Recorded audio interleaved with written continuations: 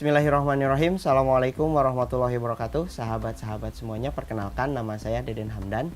Saya saat ini punya usaha di bidang madu ya. Nama usahanya Madu Apik. Kita berada di bawah perusahaan CP Madu Apik Berkah Jaya. Alhamdulillah usaha sudah berjalan dari mulai sekitar tahun 2012. Jadi alhamdulillah udah mau 10 tahun ya. 1 tahun lagi udah mau ulang tahun nih yang ke-10 tahun. Saat ini kita ada 2 cabang, ada 2 gudang, yaitu di Yogyakarta, di daerah Sleman, dan di Bandung. Dan madu kita selama ini ngambil dari banyak petani dan juga pemburu hutan. Kita bermitra ya dengan banyak sekali petani dan pemburu hutan dari daerah Jawa Tengah, Jawa Timur, Jawa Barat, Sumatera, Nusa Tenggara, dan juga ada dari Kalimantan. Pemasaran sendiri kita lebih banyak ke B2B ya.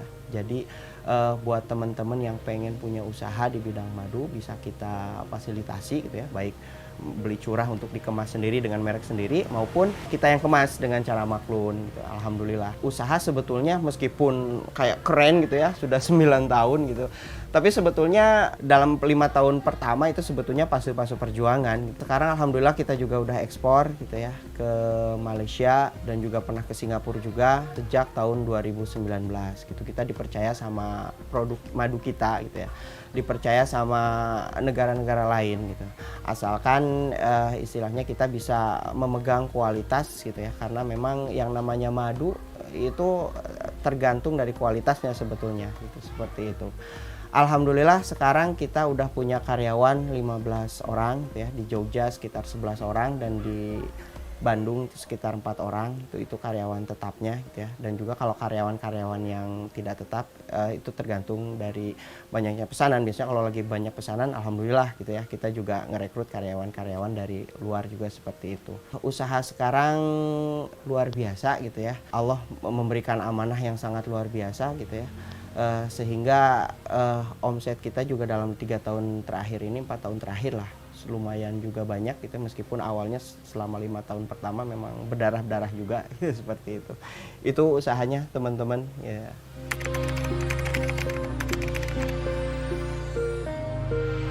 Sebelumnya sebetulnya saya ini dulu karyawan salah satu bank BUMN ya. Alhamdulillah sudah sekitar 10 tahun lah waktu itu. Nah kemudian pada tahun 2012 saya memang memutuskan untuk apa ya, istilah kerennya hijrah profesi ya, hijrah finansial kata, hijrah finansial. Itu gaya-gayaan sih sebetulnya ya, tapi ya memang saat itu kenapa saya akhirnya memilih untuk hijrah finansial, memang tidak smooth juga sih perpindahannya, gradasi gitu ya. Pada tahun 2012 itu ketika saya masih jadi karyawan gitu ya, saya coba gimana sih saya dapetin peluang untuk usaha, sementara saya sendiri kan belum punya pengalaman usaha yang banyak lah. Akhirnya saya cari-cari temen gitu ya, cari-cari dari mana-mana. Akhirnya alhamdulillah tuh berjodoh dengan salah seorang temen, bukan temen sih sebetulnya, kita kenal di dunia maya ya. Di salah satu mailing list ada yang nawarin proposal tuh untuk kerjasama di bidang usaha madu. Setelah saya lihat proposalnya, kemudian karena saya dulu di bank itu jadi analis kredit gitu ya, jadi saya juga analisa juga gitu, oh ternyata kayaknya bagus nih prospeknya gitu. Akhirnya saya ikut invest lah di situ gitu. Ternyata alhamdulillah partner bisnisnya juga udah berjalan sampai sekarang selama 9 tahun gitu ya. Ternyata ada satu poin penting di situ, saya dapat satu poin penting gitu ya, bahwa ternyata yang namanya rezeki itu bukan hanya sekedar dalam bentuk uang gitu ya. Kadang-kadang rezeki juga dalam bentuk kita diberikan partner usaha yang amanah, kita diberikan partner usaha yang istilahnya itu punya satu visi dengan kita dan bisa bareng-bareng selama bertahun-tahun ya. Bayangin aja, jarang gitu ya kita mendapatkan teman usaha yang bisa bertahan lama selama bertahun-tahun. Kadang-kadang jangankan orang yang tidak kita kenal, kadang-kadang orang yang kita kenal sendiri kan banyak yang tiba-tiba dari teman menjadi istilahnya itu musuh atau apapun gitu ya, hanya gara-gara usaha. Tapi alhamdulillah gitu, saya waktu itu dapat partner yang baik gitu. Nah selama 1 tahun 2 tahun akhirnya saya invest, dan pada tahun ketiga akhirnya teman saya bilang udah deh resign aja gitu, kita usaha bareng-bareng aja ya. Alhamdulillah saya memutuskan resign gitu ya. Sebetulnya ada proses yang menarik gitu ya ketika saya waktu itu resign gitu ya. Akhirnya bayangin aja kerja sudah mapan di salah satu bank BUMN gitu ya. Kemudian memutuskan untuk keluar, dan ketika keluarnya pun tidak ada istilahnya penggantinya yang udah benar-benar settle gitu kan. Seperti itu, sehingga memang banyak sekali beberapa pihak yang istilahnya itu menyayangkan, kok keluar sih, kenapa sih gitu kan. Saya tetap keluar saja, bismillah gitu ya. Karena alasannya apa sih? Alasannya sih ada beberapa alasan. Yang pertama, karena memang saya pengen dekat dengan orang tua. Selama kerja kan biasanya pindah-pindah dari satu kota ke kota yang lain gitu ya, dari satu tempat ke tempat yang lain gitu. Terus yang kedua juga, waktu itu ada salah satu guru saya ngomong, wah kamu kerja di bank, mungkin karena sebagian orang sekarang masih beranggapan bahwa kerja di bank itu adalah ada unsur ribawinya gitu ya. Itu kan masalah nilai gitu ya, masalah nilai. Akhirnya saya istilahnya tuh mencoba untuk ya sudahlah, saya juga insya Allah untuk hijrah secara finansial. Setelah saya terjun 100% di dunia usaha, kemudian memutuskan resign dari bank gitu ya, setidaknya ada beberapa poin gitu sebetulnya yang bisa saya ambil dari situ gitu. Yang pertama, bahwa ternyata sebetulnya tidak ada dikotomi antara karyawan dengan pengusaha gitu ya. Tidak ada yang istilahnya itu, wah karyawan lebih bagus daripada pengusaha, mendingan jadi pengusaha daripada karyawan. Sebetulnya nggak ada gitu ya. Karena masing-masing sebetulnya memberikan potensi yang sama, memberikan potensi ruang kebaikan yang sama, selama kita istilahnya itu bisa menjalaninya dengan amanah, dengan sungguh-sungguh gitu. Terus yang kedua juga, yang namanya ketika kita memilih menjadi karyawan atau usaha gitu ya, tidak ada benar yang salah sebetulnya. Cuma yang ada adalah konsekuensi gitu. Ketika kita mau menjadi pengusaha ya ada konsekuensinya, ketika kita mau menjadi karyawan juga ada konsekuensinya, seperti itu.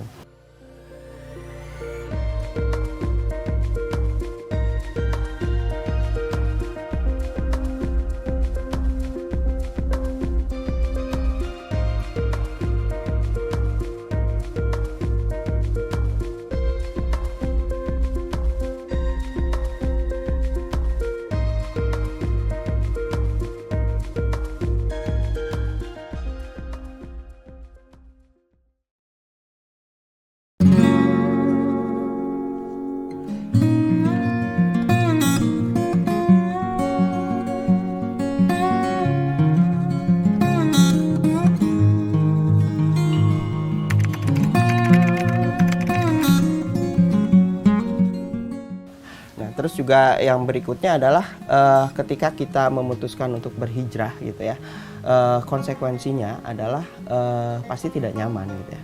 Karena yang namanya perubahan gitu ya, yang namanya perubahan kan konsekuensinya tidak nyaman dulu pada awalnya. Tidak ada yang namanya perubahan langsung enak, langsung settle, langsung gimana gitu kan. Pasti awal-awal mengalami hal-hal yang butuh mengeluarkan keringat dan berdarah-darah gitu ya.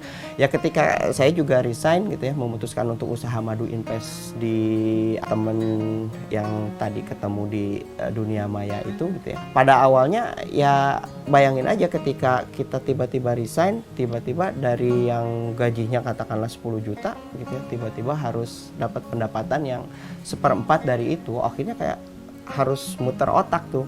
Bagaimana caranya, akhirnya punya usaha sampingan, kayak pernah tuh bikin kafe juga, pernah jualan minuman juga, pernah jualan makanan juga, dan alhamdulillah gitu ya, kafe tidak sampai 1 tahun akhirnya bangkrut gitu ya. Terus jualan minuman dan makanan juga tidak berjalan sesuai dengan yang diharapkan lah. Kadang-kadang kan antara realita gitu ya dengan idealisme itu tidak harus nyambung juga gitu ya. Idealisme saya pengen istilahnya itu setelah resign itu jadi pengusaha yang hebat, jadi segala macam gitu kan, tapi ternyata realitanya memang tidak semudah itu. Ada fase-fase tertentu yang harus kita jalankan, ada ikhtiar-ikhtiar, jalan-jalan ikhtiar yang harus kita jalankan, seperti itu. Sih selama 4 tahun pertama, 3 tahun pertama sampai 4 tahun pertama memang tidak mulus gitu ya. Ketika saya dulu kerja di bank, saya nagih-nagih hutang. Bahkan saya pernah tuh meskipun istilahnya tuh saya resign dari bank, tapi saya masih punya sangkutan kartu kredit tuh waktu itu. 1 tahun 2 tahun pertama saya pernah hidup dari kartu kredit, gali lubang tutup lubang gitu. Akhirnya ketika pas kerja di bank nagih-nagih hutang, pas habis resign ternyata malah ditagih-tagih, dikejar-kejar hutang juga pernah tuh. sampai istilahnya tuh ada yang datang ke rumah gitu seperti itu ya. Itu dinamikanya lah ya. Memang sekali lagi bahwa yang namanya ketika kita melakukan proses hijrah secara finansial ya, salah satu konsekuensinya ya awal-awalnya memang tidak nyaman dalam menjalani ikhtiar itu.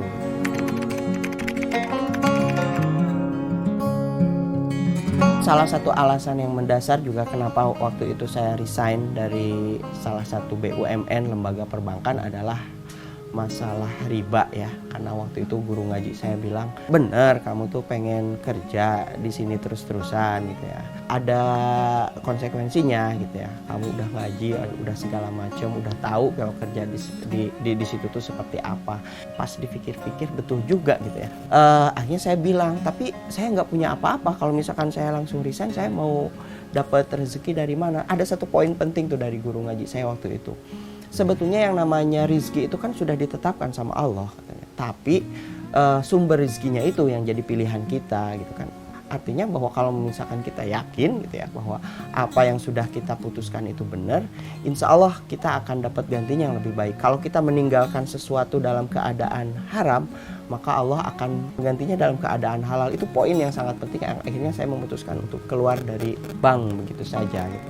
Dan salah satu semangat lain juga adalah semangat hijrah. Ketika sahabat-sahabat dulu disuruh hijrah oleh Rasulullah dari Mekah ke Madinah, kan waktu itu suruh hijrah langsung sami'na wa ata'na, hijrah begitu saja, tidak menunggu wah nanti saya jual tanah dulu, wah nanti saya jual aset-aset saya dulu, atau nanti saya setelkan dulu, harus punya usaha dulu di Madinah baru nanti saya nyusul hijrah. Kan langsung pergi begitu saja.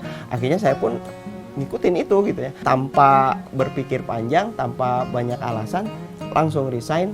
Dan alhamdulillah gitu ya, bulan Februari saya punya gaji katakan waktu itu sekitar 11 juta.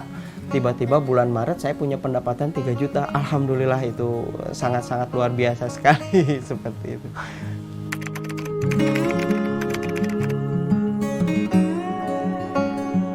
Alasan saya waktu itu kenapa berbisnis madu gitu ya. Yang pertama karena memang ada tawaran dari teman saya itu di salah satu mailing list gitu ya, ngasih proposal gitu.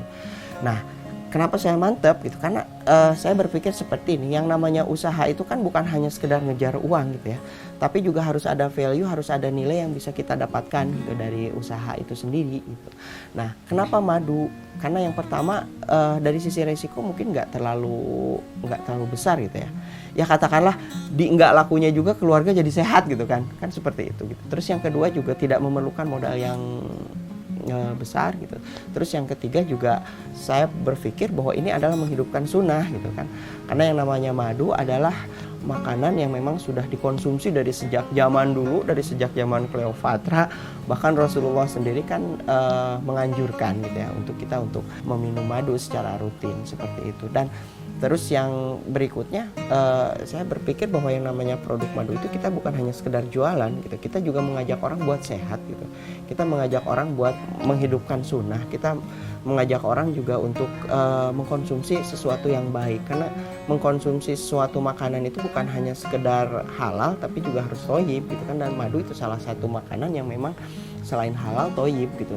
Jadi saya ketika berjualan pun bukan hanya sekedar jualan, sering saya berjualan sekaligus mengedukasi konsumen tentang pentingnya madu, tentang madu asli itu seperti apa, tentang bagaimana cara minumnya, tentang segala hal. Sehingga ketika kita jualan memang bukan hanya sekedar mencari untung saja, tapi juga di samping itu juga kita mengajak orang-orang untuk hidup sehat lah. Dan di situ kan kita dapat pahala ya. Selain istilahnya itu dapat laba, kita juga dapat pahala karena ngajak orang untuk melakukan perbuatan-perbuatan yang baik gitu kan, seperti itu.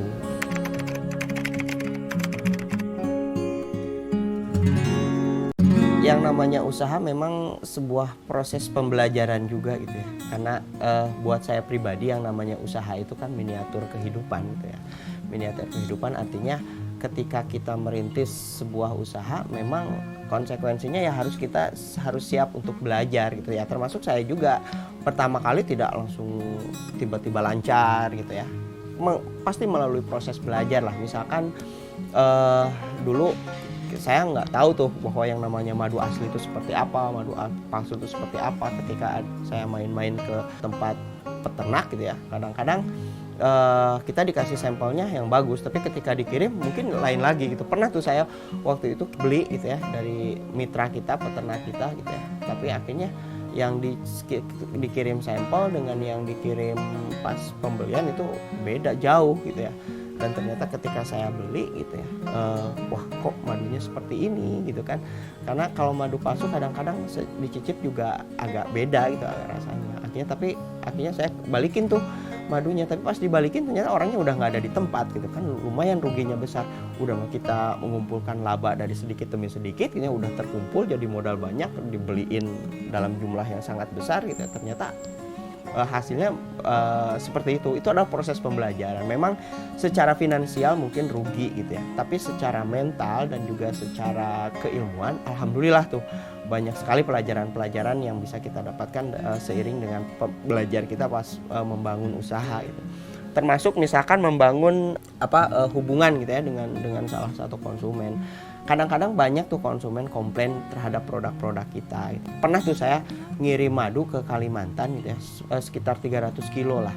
300 kilo biasanya karena sudah sering gitu ya, sudah sering beli, akhirnya pembayaran biasanya setelah barang nyampe.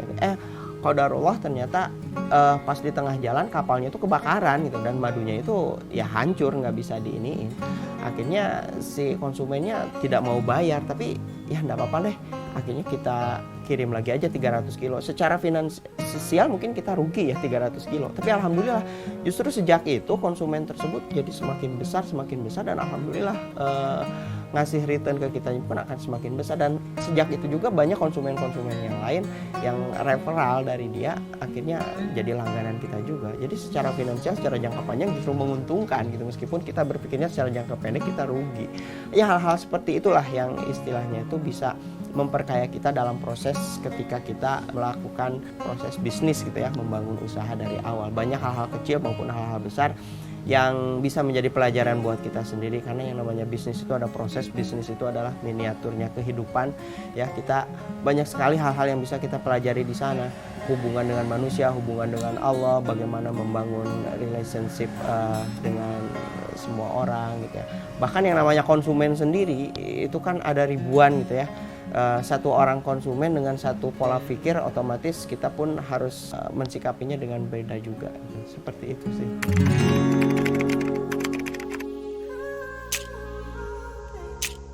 Ini juga pengalaman dari saya membangun usaha madu ini ya, buat teman-teman yang pengen punya usaha madu gitu ya.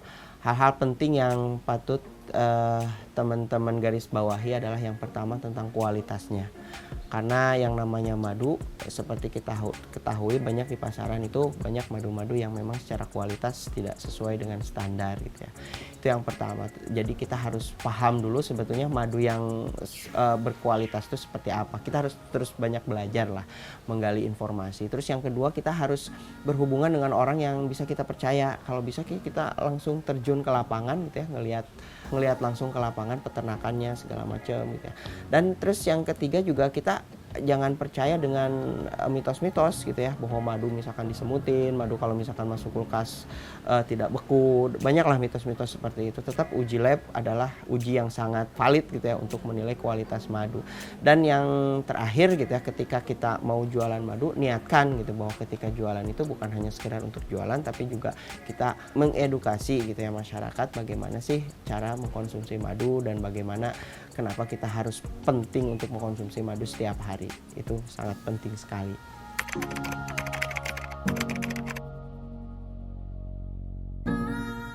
Saya ingat ya perkataan Ali bin Abi Thalib. Ali bin Abi Thalib pernah berkata bahwa yang namanya hidup itu adalah penuh dengan ketidakpastian, dan yang pasti adalah ketidakpastian itu sendiri. Dari situ saya belajar gitu ya, ketika datang pandemi banyak sekali teman-teman yang punya usaha tiba-tiba kolaps padahal tidak diprediksi sebelumnya gitu. Tapi alhamdulillahnya madu termasuk salah satu produk istilahnya itu the winner ya.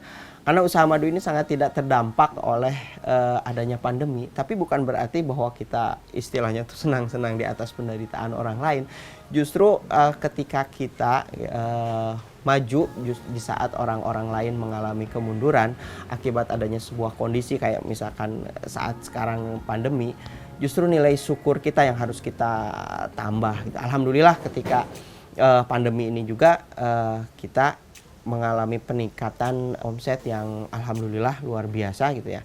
Tapi justru dari situ kita berkomitmen juga untuk meningkatkan rasa syukur kita gitu ya. Kayak misalkan kemarin kita punya banyak sekali program-program, misalkan bantuan-bantuan sembako, terus juga program-program produktif. Misal kemarin kita ngasih hibah modal ke ustadz-ustadz yang terdampak, sehingga mereka alhamdulillah meskipun terdampak tapi memiliki usaha baru jualan madu, dan kita support produknya gitu ya, modalnya dari kita berupa hibah. Alhamdulillah itu salah satu bentuk rasa syukur kita gitu ya, biar istilahnya itu kita sama-sama lah bahwa ketika pandemi terjadi kemudian ada produk-produk the winner kemudian naik ya, bukan berarti kita aji mumpung istilahnya itu memanfaatkan itu untuk memperkaya diri sendiri. Enggak, kita juga harus, justru di situ kita harus lebih meningkatkan rasa berbagi kita kepada orang lain. Alhamdulillah, jadi biar seimbang lah seperti itu.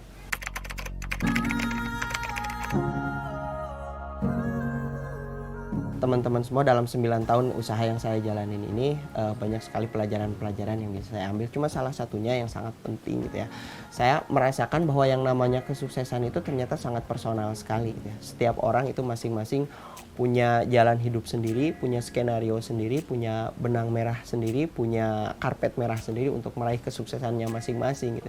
Kita sangat boleh sekali untuk belajar banyak dari kesuksesan orang lain.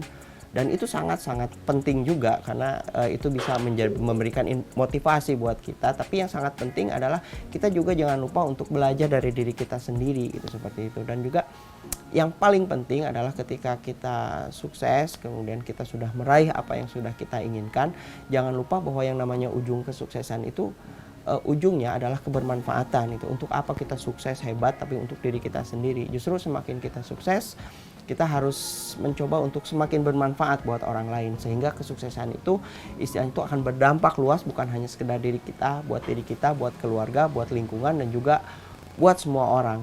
Semakin banyak orang yang kita sukseskan, insya Allah kita juga akan semakin seneng gitu ya. Kita juga akan semakin merasakan bahwa oh ternyata alhamdulillah kita bisa menjadi inspirasi buat orang lain gitu ya. Termasuk juga buat karyawan kita gitu ya, kita juga harus memberikan bimbingan dan juga biar mereka berkembang lebih baik lagi, seperti itu.